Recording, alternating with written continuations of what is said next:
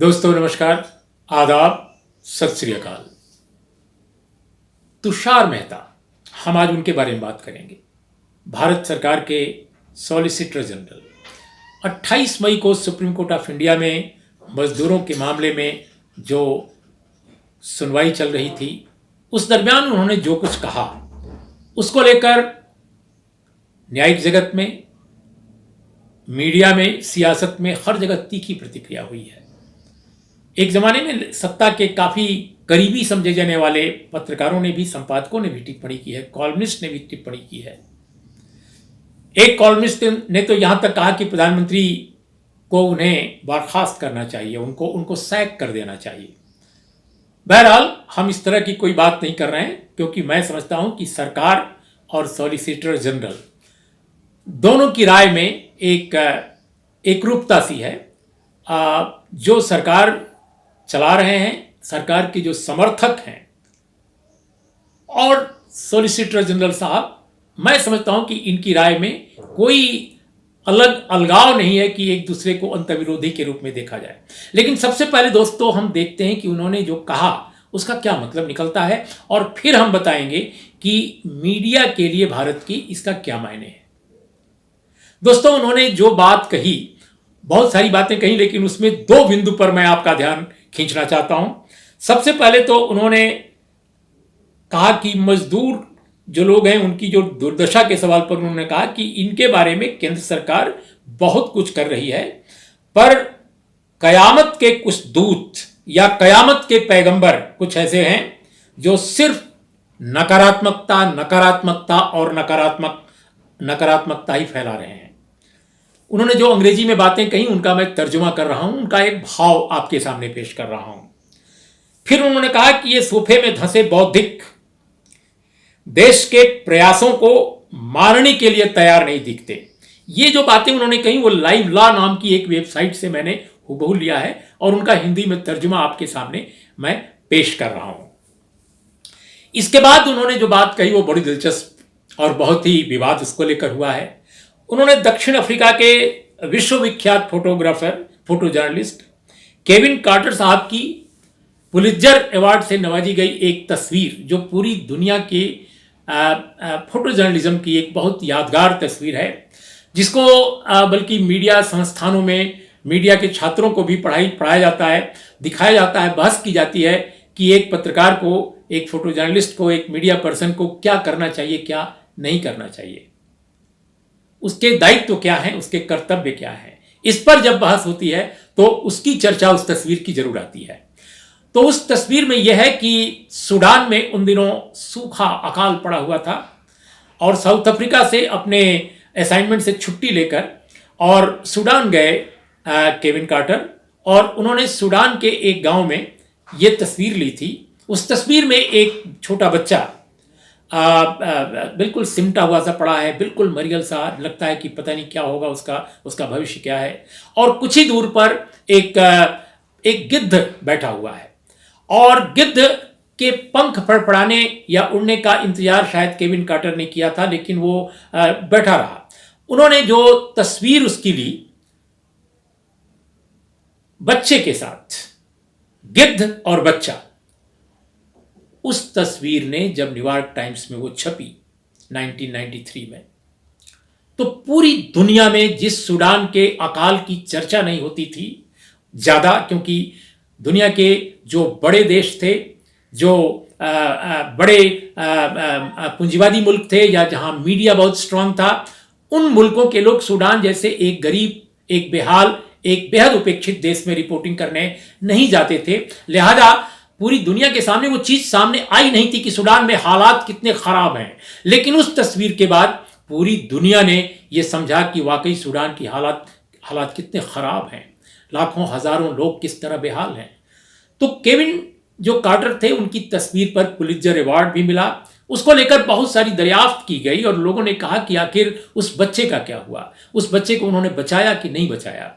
और Kevin quarter की तरफ से न्यूयॉर्क टाइम्स ने भी इस पर एक सफाई दी थी, और बाद में उन्होंने भी अपने कुछ दोस्तों के साथ बातचीत में बताया था कि उन्होंने उस गिद्ध को भगाया, उस गिद्ध को उन्होंने वहां से उड़ा दिया था, और उनको भरोसा था कि वो बच्चा उस खाद्य केंद्र पर पहुंच जाएगा जहां पर उसको भोजन मिल जाए।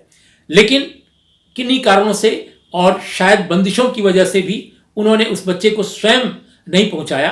इसको लेकर बड़ी तीखी आलोचना हुई थी, बल्कि ये भी कहा जाता है और वो भी बहुत सारी गप है कि कैसे उनको कहा गया कि वो भी एक गिद्ध थे और एक हाथ जिनके हाथ में कैमरा था, उनकी आलोचना की गई। बहरहाल 1994 में केविन कार्टर ने आत्महत्या कर ली और उसके बहुत सारे कारण गिनाए जाते हैं, संत्रास, फ्रस्ट्रेशन, फैमिली ट्रबल वगैरह वगैरह। कुछ लोगों ने और बहुत, बल्कि यूं कहा जाए कि मीडिया में भी बहुत सारी चर्चा इसको लेकर हुई कि वो तस्वीर भी उनको बहुत दिनों तक एक लगता है कि मेमोरी उसकी उनका पीछा करती रही और उनके अंतः चेतना को उसने प्रभावित किया था।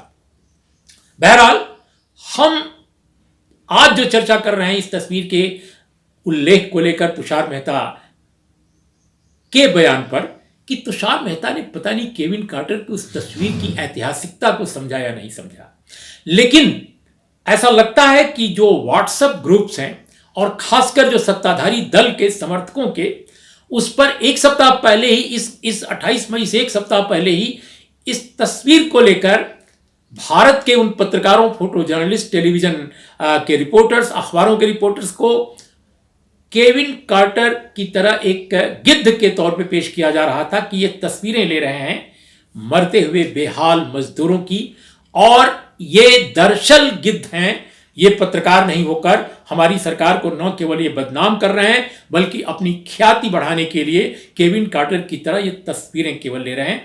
और व्हाट्सएप ग्रुप की उसी जो व्हाट्सएप जो संदेश थे हूबहू उसको तुषार मेहता ने कोर्ट में पेश कर दिया।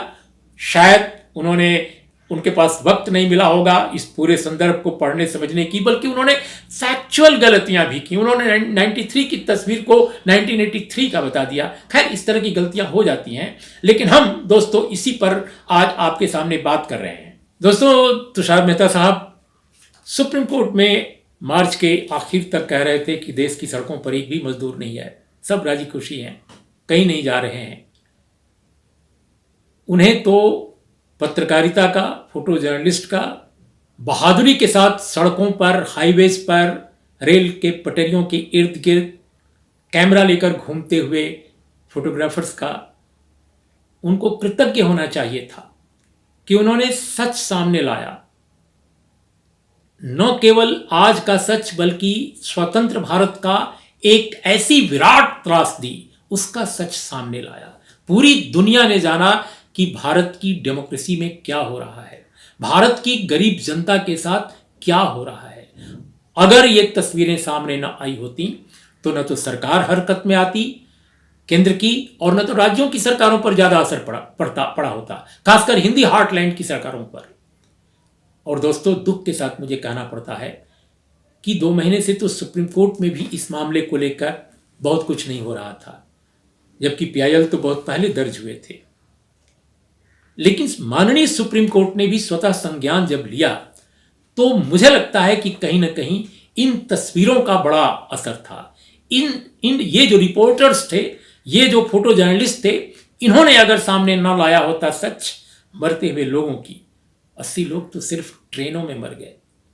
मुजफ्फरपुर के रेलवे स्टेशन की वो तस्वीर पूरी दुनिया के लोगों के दिमागों में होगी। जो भी संवेदनशील आदमी होगा, उस तस्वीर ने झकझोर कर रख दिया लोगों की अंतश्चेतना को, जिसमें एक छोटा बच्चा अपनी मां की डेड बॉडी पर पड़े एक कपड़े को खींच रहा है, एक चादर को खींच रहा है। उसको लगता है कि शायद मेरी मां जिंदा है। छोटा सा बच्चा, अबोध बच्चा, लेकिन उसकी मां की लाश स्टेशन के प्लेटफॉर्म पर रखी हुई है।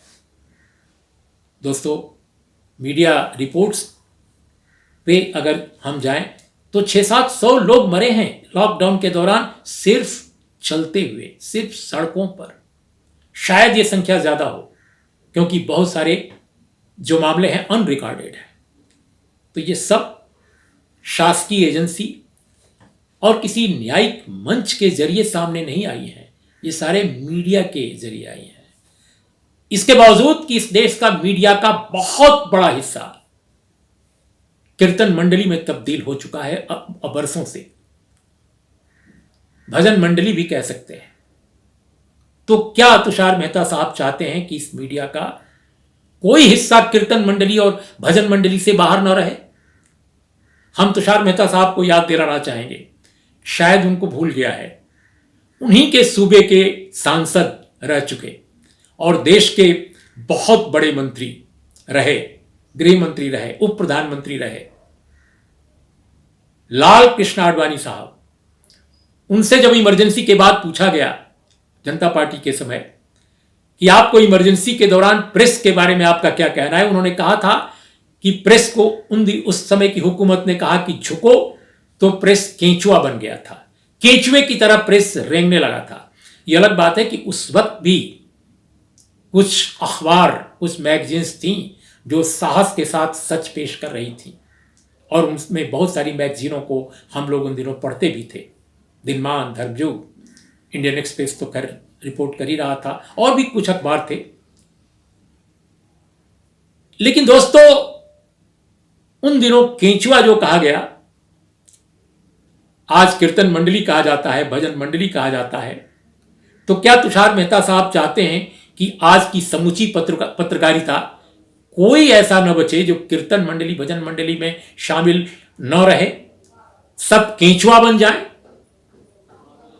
आपको गिद्ध कहना अच्छा लगा होगा, नोचने खसोटने वाले का एक बिंब आप पेश कर रहे हैं। माफ कीजिएगा, पत्रकार, फोटो जर्नलिस्ट नोचने खसोटने की कला में सिद्धस्त नहीं है जितने कि दूसरे और जो पेशे हैं इस देश के। बहुत सारे, हम नाम नहीं लेना चाहेंगे, जिनके बारे में आवाम क्या कहती है, आप सीधे आवाम से बात करें तो बेहतर होगा। लेकिन अगर मैं पत्रकारों के बारे में कहूंगा, पत्रकारों से कहूंगा और पत्रकारों के लिए कहूंगा कि अगर उनको वाकई कुछ बनना है तो एक बहुत पुराना मुहावरा हमारे देश में है, संस्कृत में, और उसका हिंदी तर्जुमा यह है कि काक चेष्टा वको ध्यानम। अगर हमको पक्षियों से ही कोई बिंब बुनना है तो काक चेष्टा वको ध्यानम, यह होना चाहिए पत्रकार को। और बाकी तो तुषार मेहता साहब जो कह रहे हैं वो पूरी दुनिया जानती है कि वो कितना उसमें पानी है, कितना दूध है, कितना सच है, कितना झूठ है। काक चेष्टा का मतलब कि बार बार कोशिश करनी चाहिए सच लाने की। एक बार कोशिश विफल हो गई, कोई बात नहीं, अगली बार, अगली बार, अगली बार, कभी न कभी पत्रकार की कोशिश जरूर सफल होगी। यह पत्रकारिता का एक धर्म होना चाहिए, उसका मकसद होना चाहिए, मिशन होना चाहिए। काक चेष्टा, कौवे की तरह बार बार कोशिश करनी चाहिए। और दूसरा, वको ध्यानम, बगुले की तरह बिल्कुल ध्यान लगाना चाहिए कि उसे करना क्या है और किस तरह करना है। तो अगर पक्षियों की भाषा में हम कहें तो गिद्ध तो वे हैं जो मनुष्यता को नोच रहे हैं।